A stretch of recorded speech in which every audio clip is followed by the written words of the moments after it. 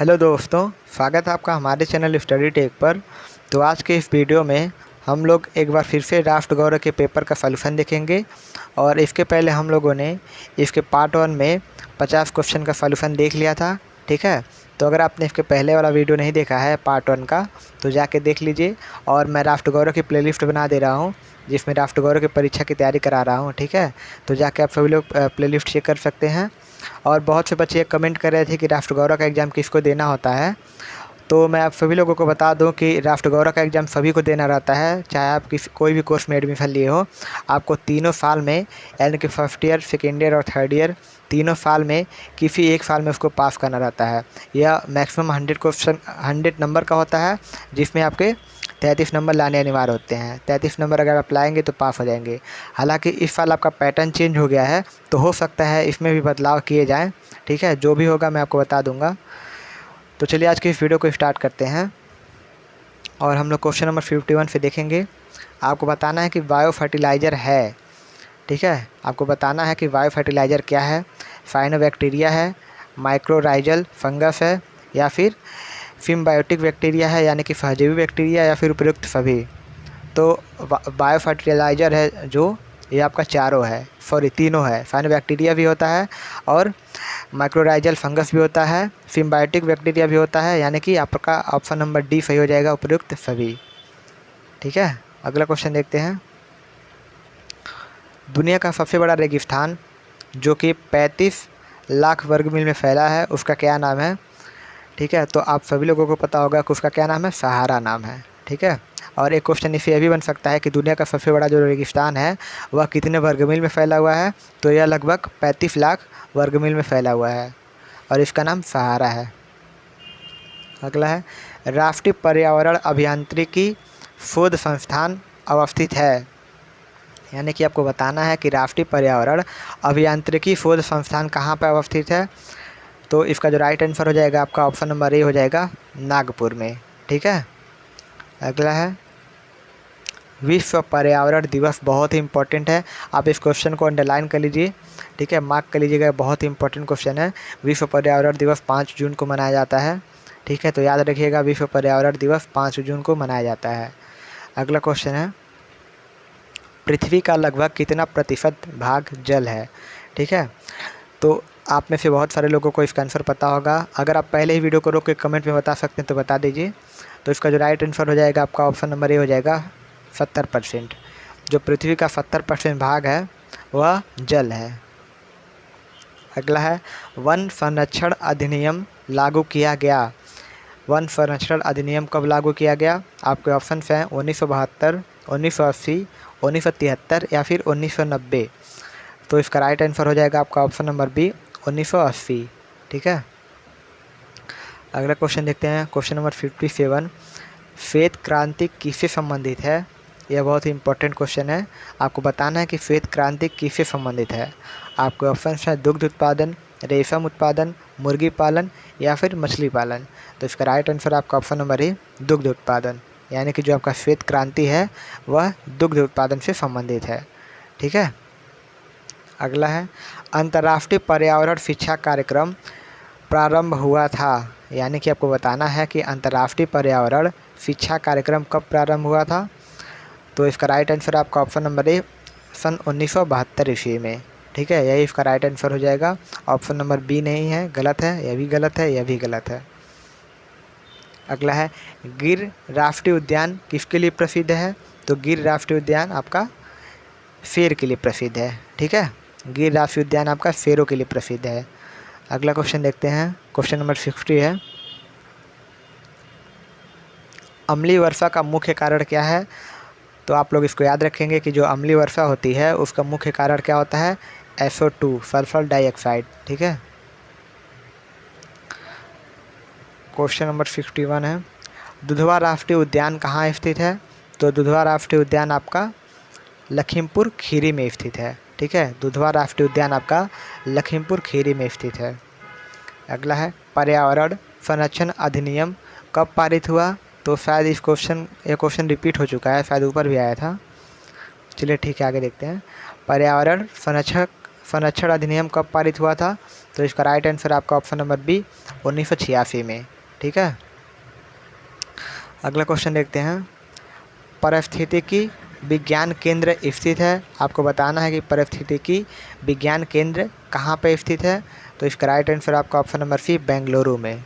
ठीक है, अगला है विश्व जल संरक्षण दिवस कब मनाया जाता है? यह भी बहुत ही इंपॉर्टेंट क्वेश्चन है। आपको बताना है कि विश्व जल संरक्षण दिवस कब मनाया जाता है। तो इसका जो राइट आंसर हो जाएगा आपका ऑप्शन नंबर ए हो जाएगा 22 मार्च को। ठीक है, अगला क्वेश्चन है चिपको आंदोलन मूल रूप से किसके विरुद्ध था? ठीक है, आपको बताना है कि जो चिपको आंदोलन था वह किसके विरुद्ध था। ठीक है, ध्यान रखेंगे कि किसके विरुद्ध था। ठीक है, तो इसका राइट आंसर हो जाएगा आपका ऑप्शन नंबर बी वन कटाई के विरुद्ध था।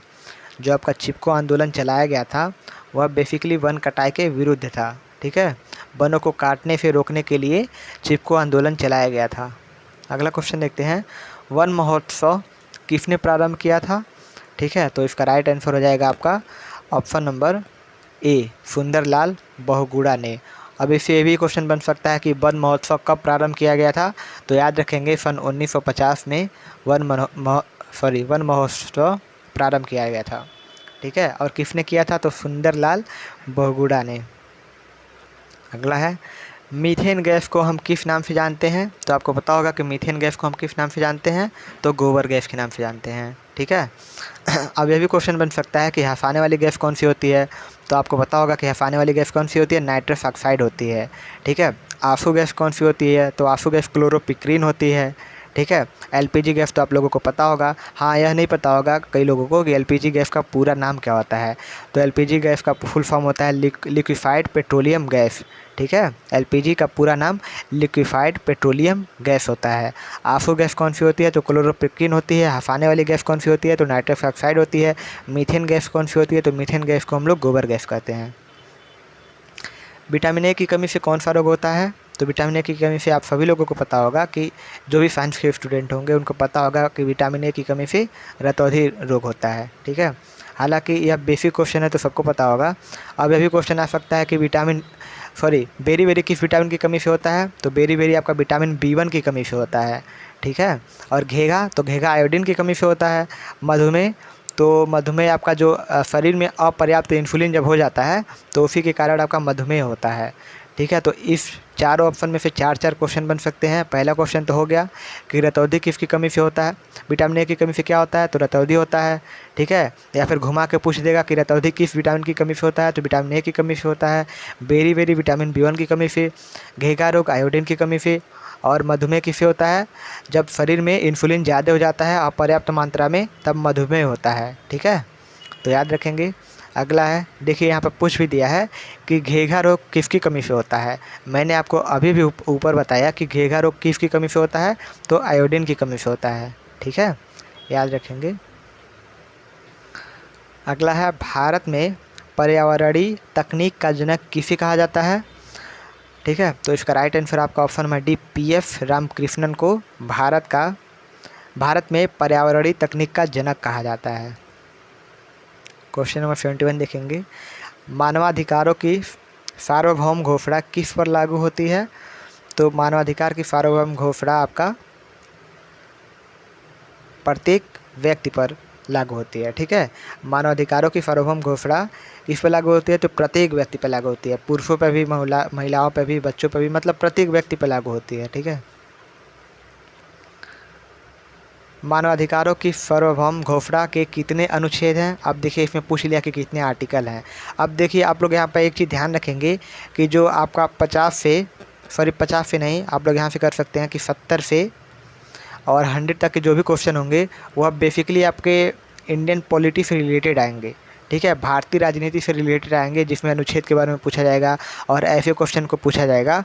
ठीक है, तो अगर आपको इन क्वेश्चन को पढ़ना है तो मैं अभी BA के एंट्रेंस एग्ज़ाम की तैयारी करा रहा हूँ जिसमें मैं अभी इस समय इंडियन पॉलिटी से रिलेटेड MCQ क्वेश्चन बना रहा हूँ। ठीक है, तो आप सभी लोग जाके इस चैनल पे इंडियन पॉलिटी वाला जो भी MCQ मैंने अपलोड किया है, आप सभी लोग जाके उसको देख सकते हैं। अगर आप उसको देखेंगे तो आपका 70 से 100 तक का क्वेश्चन आसानी से हो जाएगा, ठीक है। कोई भी क्वेश्चन आ जाए, अगर आप उतना पढ़ लेंगे ना जितना मैंने इंडियन पॉलिटी में अपलोड किया है, तो आपका 70 से 100 तक का क्वेश्चन आसानी से लग जाएगा, क्योंकि यह लगभग सारे क्वेश्चन किससे रिलेटेड होते हैं, इंडियन पॉलिटी से रिलेटेड होते हैं, ठीक है। तो आप सभी लोग जाके चैनल को चेक कीजिए, और या फिर BA के इंट्रेंस एग्जाम की प्लेलिस्ट को जाके चेक कीजिए। अभी आज भी एक वीडियो अपलोड किया गया है इंडियन पॉलिटी पे, उसका पार्ट 3, ठीक है। जो जितने भी पार्ट होंगे इंडियन पॉलिटी के, आप सभी लोग देख लीजिएगा, और उसमें इन क्वेश्चंस को डिस्कस किया गया है ऑलरेडी, ठीक है।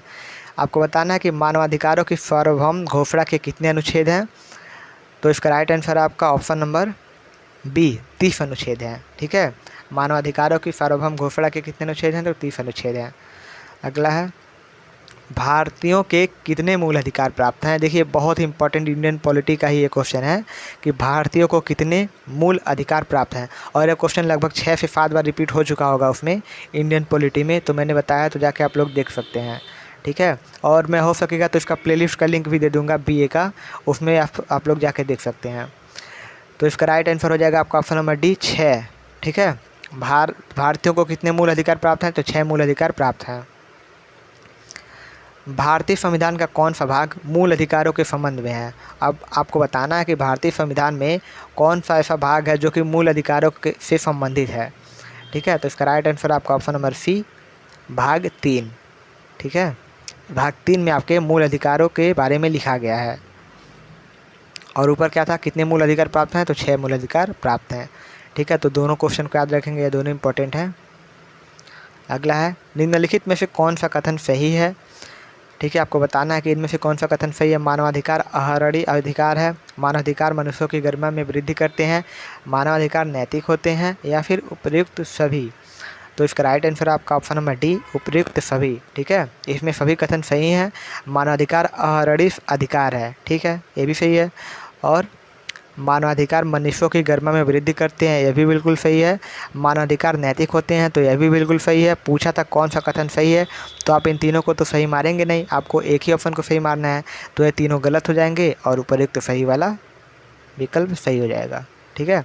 तो कभी भी सही टिक करने से पहले आप लोग चारों ऑप्शंस को ध्यान से देख लीजिएगा, हो सकता है कि चारों उसमें ऑप्शन सही हो, ठीक है। द्वितीय विश्व युद्ध के पश्चात निम्नलिखित में से किसने मानवाधिकारों के संरक्षण के लिए कुछ उपाय किए। देखिए 5 से 6 क्वेश्चन इस पर मानवाधिकारों से रिलेटेड बन गया है, ठीक है। तो किसने कुछ उपाय किए थे उनके संरक्षण के लिए, तो इसका राइट आंसर हो जाएगा आपका ऑप्शन नंबर बी संयुक्त राष्ट्र संघ ने किया था, ठीक है।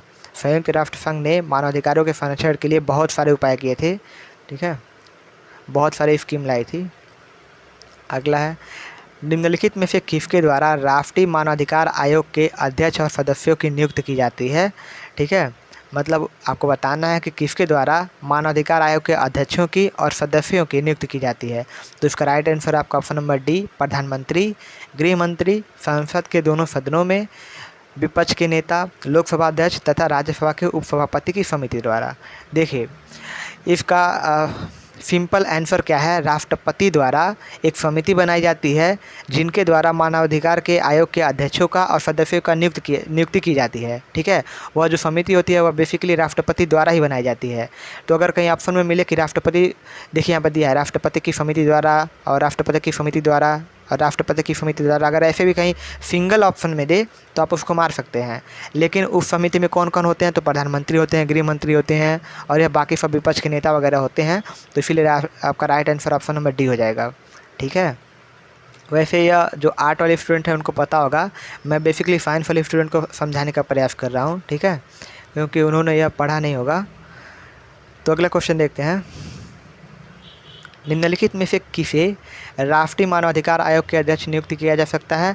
अब एक ये भी क्वेश्चन है कि नियुक्त कौन करता है, यह तो आपने जान लिया, लेकिन किसे नियुक्त किया जा सकता है ये आपको बताना है। देखिए निम्नलिखित में से किसे राष्ट्रीय मानवाधिकार आयोग का अध्यक्ष नियुक्त किया जाता है।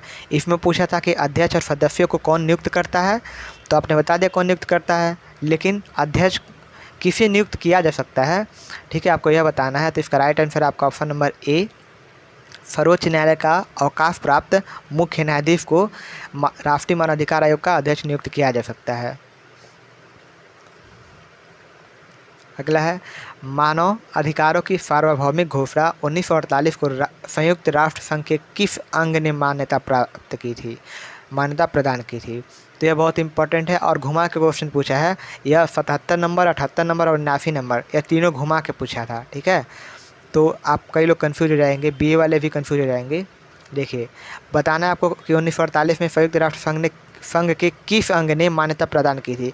तो आपको पता होगा कि संयुक्त राष्ट्र संघ का जितने भी यहाँ आपको ऑप्शन दिख रहे हैं, यह सभी उसके क्या है, अंग है। सुरक्षा परिषद भी उसका अंग है, अंतर्राष्ट्रीय न्यायालय भी उसका ही अंग है, सचिवालय भी उसका ही अंग है, महासभा भी उसका ही अंग है। ठीक है, लेकिन इसका राइट आंसर हो जाएगा ऑप्शन नंबर डी, महासभा। क्यों?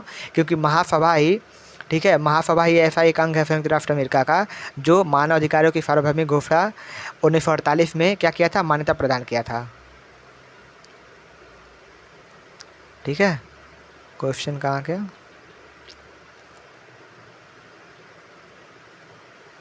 हाँ, तो इसका राइट आंसर आपका ऑप्शन नंबर डी, महासभा।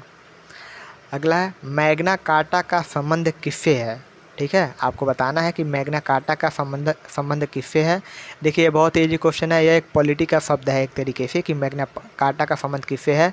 अब आप लोग कमेंट में बताइए कि मैग्ना कार्टा कौन सी लैंग्वेज में लिखा गया है। ठीक है, कौन सी भाषा में लिखा गया है, जैसे हिंदी, इंग्लिश, लैटिन, उर्दू, फारसी होता है ना, तो कौन सी लैंग्वेज में लिखा गया है मैग्ना कार्टा।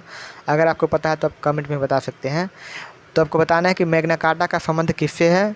तो इसका राइट आंसर आपका ऑप्शन नंबर बी, मानव के अधिकारों से है। ठीक है, मैग्ना कार्टा का अर्थ क्या होता है, मानव अधिकारों से। ठीक है, अगला है भारत में दिव्यांगों की श्रेणी में वृद्धि की गई है, किस श्रेणी के व्यक्ति को दिव्यांग माना जाएगा। देखिए, बहुत ही मतलब थोड़ा सा अगर आप IQ लगाएंगे तो यह आपका कॉमन सेंस लगाएंगे तो यह क्वेश्चन हो जाएगा। बताना है कि भारत के दिव्यांगों की श्रेणी में वृद्धि हुई है। पहली बात कि भारत में जितने भी दिव्यांग हैं उनकी श्रेणी में वृद्धि हुई है। दूसरी बात क्या है, किस श्रेणी के व्यक्ति को आप दिव्यांग मानेंगे। ठीक है, किस श्रेणी के व्यक्ति को दिव्यांग माना जा सकता है। तो एसिड अटैक वाले पीड़ित को आप दिव्यांग मान सकते हैं? नहीं, बिल्कुल गलत है। नेगेटिव अप्रोच पे चल रहे हैं। ठीक है, नेगेटिव अप्रोच से चलते हैं। तो पहला ऑप्शन एलिमिनेट हो गया। हीमोफीलिया बीमारी से ग्रसित व्यक्ति, देखिए ये भी एलिमिनेट हो गया, ये भी नहीं है। कलर ब्लाइंडनेस जो होता है, आप सभी लोगों को पता होगा कि आँख में होता है, जिससे हमको क्या होता है, मतलब कलर ब्लाइंडनेस में दूसरा कलर दिखता है। ठीक है, उसको हम लोग क्या मान सकते हैं, दिव्यांग की श्रेणी में मान सकते हैं। देखिए, अगर मान लीजिए आपको यह ऑप्शन क्लियर ना हो तो क्या कर सकते हैं, इसको भी एलिमिनेट कर सकते हैं ना, क्योंकि उपयुक्त सभी को तो कर नहीं सकते हैं। इसको तो पहले ही एलिमिनेट कर दिया इन दोनों को, तो सभी तो मार नहीं सकते हैं। बचा कौन सा ऑप्शन आपका, यही कलर ब्लाइंडनेस, और यह आँख से संबंधित है भी, और दिव्यांग इसमें जो भी आते हैं उनको दिव्यांग मान सकते हैं। ठीक है, मतलब आप में से किसी को अगर कलर ब्लाइंडनेस है तो दिव्यांग नहीं है, आप मतलब मान सकते हैं। ठीक है, इसमें जो इसका right answer option number C हो जाएगा, कलर ब्लाइंडनेस। इसको हम लोग दिव्यांग की श्रेणी में मान सकते हैं। अगला है मानव अधिकारों की सार्वभौम घोषणा कब अस्तित्व में आई। देखिए, इससे रिलेटेड अभी तक मतलब 70 के बाद से इसी से रिलेटेड क्वेश्चन ही बन रहे हैं। ठीक है, तो आपको इसको ध्यान से पढ़ना होगा। मानवाधिकारों की सार्वभौम घोषणा कब अस्तित्व में आई थी। ठीक है, तो इसका राइट आंसर आपका ऑप्शन नंबर बी, 10 दिसंबर 1948 को। निम्नलिखित में से कौन सा क्रम मानवाधिकारों के विकास के संदर्भ में सही है। आपको सही क्रम बताना है। ठीक है, कौन कौन से मानवाधिकार हैं, इसमें ये भी जान लेंगे कि मानव के कौन कौन से अधिकार हैं। देखिए, प्राकृतिक अधिकार तो है, नागरिक अधिकार है, सामाजिक अधिकार है। ठीक है, जो भी अधिकार हैं, लेकिन उसको आपको सही क्रम में लिखना है। तो सही क्रम आपको पहले वाले में ही दिख रहा होगा। सबसे पहले प्राकृतिक अधिकार है, उसके बाद नागरिक अधिकार मिलता है, सामाजिक आर्थिक अधिकार भी मिलता है, फिर राजनीतिक अधिकार भी मिलता है, फिर मानवाधिकार मिलता है। ठीक है, तो यही आपका सही क्रम होगा। भारतीय संविधान के किस अनुच्छेद में प्राण एवं दैहिक स्वतंत्रता का अधिकार प्रदान किया गया है। देखिए, यह भी इम्पोर्टेंट आर्टिकल है, इसको याद रखिएगा, अनुच्छेद 21 में। ठीक है, इसको याद रखेंगे, अनुच्छेद 21 में प्राण एवं दैहिक स्वतंत्रता का अधिकार प्रदान किया गया है। तो इसीलिए मैंने आपको बोला कि इंडियन पॉलिटी आपको पढ़ना पड़ेगा, और ज़्यादा क्वेश्चन नहीं है। अगर आप 1-2 बार वीडियो को देखेंगे इंडियन पॉलिटी वाले को, तो आपको क्वेश्चन याद हो जाएंगे। ठीक है, तो जाके देख सकते हैं, आप सभी लोग इसी चैनल पर अपलोड है। क्वेश्चन नंबर 85, मानवाधिकार दिवस कब मनाया जाता है। देखिए, कितने सारे इसी से क्वेश्चन बन रहे हैं। मानवाधिकार दिवस कब मनाया जाता है, तो इसका जो राइट आंसर हो जाएगा आपका ऑप्शन नंबर बी, 10 दिसंबर को। यह भी बहुत ही इंपॉर्टेंट क्वेश्चन है कि मानवाधिकार दिवस कब मनाया जाता है। तो मानवाधिकार दिवस 10 दिसंबर को मनाया जाता है। अगला है, भारतीय सर्वोच्च न्यायालय के निजता के मौलिक अधिकार को किस अनुच्छेद के अंतर्गत शामिल किया गया है? ठीक है, इतने का मतलब है कि किस अनुच्छेद के अंतर्गत किसको शामिल किया गया है? भारतीय सर्वोच्च न्यायालय के निजता के मौलिक अधिकार। ठीक है, इसको किस अनुच्छेद के अंतर्गत रखा गया है? तो इसका राइट आंसर है आपका ऑप्शन नंबर सी, अनुच्छेद 22 के अंतर्गत। तो आपने यहाँ पर 2 आर्टिकल पढ़ लिया, अनुच्छेद 21 और अनुच्छेद 22। अनुच्छेद 21 के अंतर्गत आपने देखा कि प्राण एवं दैहिक स्वतंत्रता के अधिकार को उसमें लिखा गया है। ठीक है, और अनुच्छेद 22 के अंतर्गत क्या है? भारतीय सर्वोच्च न्यायालय के निजता के मौलिक अधिकार को, ठीक है, किस में रखा गया है? अनुच्छेद 22 में। यहाँ से आपके 2 आर्टिकल कवर हो गए।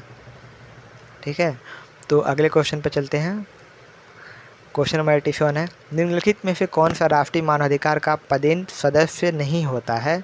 ठीक है, आपको बताना है कि नहीं होता है। जब भी क्वेश्चन में ऐसे क्वेश्चन आए जिसमें नहीं पूछा हो तो आप सबसे पहले नहीं को अंडरलाइन कर लिया कीजिए। ठीक है, कौन सा नहीं होता है तो आप खोजिए कौन सा नहीं होता है।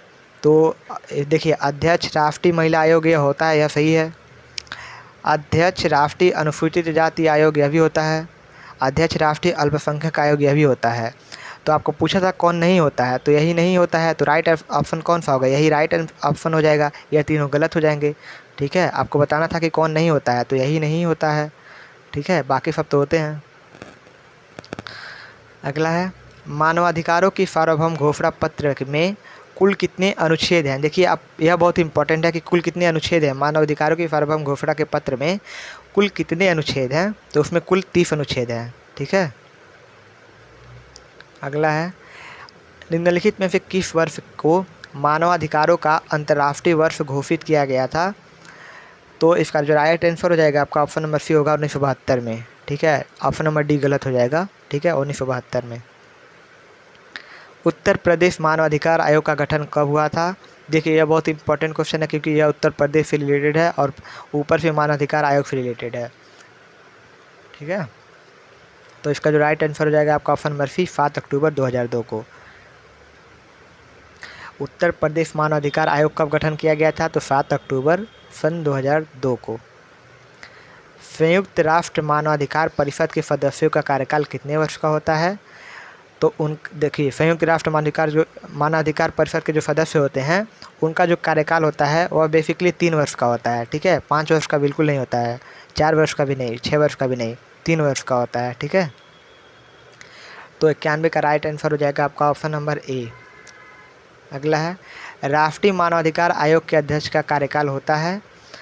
आपको बताना है कि जो राष्ट्रीय मानवाधिकार आयोग के अध्यक्ष होते हैं उनका कार्यकाल क्या होता है। अब देखिए, आपके एग्जाम में 2 क्वेश्चन आ सकते हैं, संयुक्त राष्ट्र मानवाधिकार परिषद के सदस्यों का कार्यकाल और साथ ही साथ राष्ट्रीय मानवाधिकार आयोग के अध्यक्ष का कार्यकाल।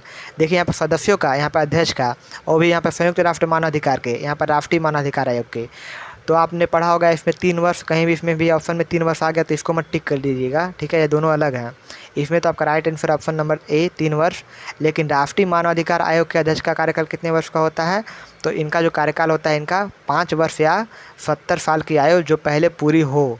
ठीक है, तो ये आपका ऑप्शन नंबर ए राइट आंसर हो जाएगा। अगला क्वेश्चन देखते हैं, मानवाधिकार संरक्षण अधिनियम 1993 में कितने अध्याय हैं? तो इसका राइट आंसर आपका ऑप्शन नंबर बी, 10 अध्याय हैं। देखिए, अगर आपको केवल आंसर बताना होता तो वीडियो 10 मिनट में ख़त्म हो जाती, लेकिन ये वीडियो लगभग 23 मिनट की हो गई है। ठीक है, क्योंकि आपको समझाना पड़ रहा है तो वीडियो थोड़ी सी लंबी हो सकती है, तो ध्यान दीजिएगा। अगला है, मूल कर्तव्यों का वर्णन है। तो मूल कर्तव्यों का वर्णन किस में है? यह भी बहुत इंपॉर्टेंट है। ठीक है, मूल कर्तव्यों का वर्णन किस आर्टिकल में है, किस अनुच्छेद में है? तो 51A में जो है मूल कर्तव्यों का वर्णन है। ठीक है, यह बहुत ही पॉपुलर क्वेश्चन है, तो इसको भी याद रखिएगा। भारत में राष्ट्रीय मानवाधिकार आयोग की स्थापना कब की गई थी? ठीक है, आपको बताना है कि भारत में राष्ट्रीय मानवाधिकार आयोग की स्थापना कब की गई थी? तो 1993 में की गई थी। अगला है, राज्य की नीति के निर्देशक तत्वों का उद्देश्य। देखिए, राज्य की नीति निर्देशक तत्व यह मतलब बहुत ज़्यादा इम्पोर्टेंट है। ठीक है, जो नीति के निर्देशक तत्व हैं बहुत ज़्यादा इंपॉर्टेंट है। इससे रिलेटेड बहुत सारे एमसीक्यू क्वेश्चन बनेंगे, जैसे किस आर्टिकल में है। ठीक है, क्या क्या है, ऐसे इससे रिलेटेड बहुत सारे एमसीक्यू क्वेश्चन बनेंगे जो कि मैंने इंडियन पॉलिटी में ऑलरेडी डिस्कस कर लिया है। तो इंडियन पॉलिटी वाला वीडियो आप जाके देख सकते हैं। ठीक है, तो इसका जो राइट आंसर हो जाएगा आपका ऑप्शन नंबर बी होगा, सामाजिक आर्थिक प्रजातंत्र। ठीक है। राज्य की नीति के निदेशक तत्वों का उद्देश्य क्या स्थापित करना है? तो सामाजिक आर्थिक प्रजातंत्र स्थापित करना है। ठीक है। 96 का ऑप्शन नंबर बी। राज्य का नीति के निदेशक तत्व वाद्य योग है। देखिए फिर से एक क्वेश्चन बना दिया राज्य की नीति निदेशक तत्वों से। ठीक है। तो तत्व वाद्य योग है, तो यह जो कथन है यह सही है, गलत है, या फिर कुछ हद तक वाद्य योग है, या फिर उपयुक्त में से कोई नहीं है। ठीक है। तो इसका right answer option number C, कुछ हद तक वाद्य योग है। ठीक है, पूरा नहीं है। शिक्षा का अधिकार वर्णित है।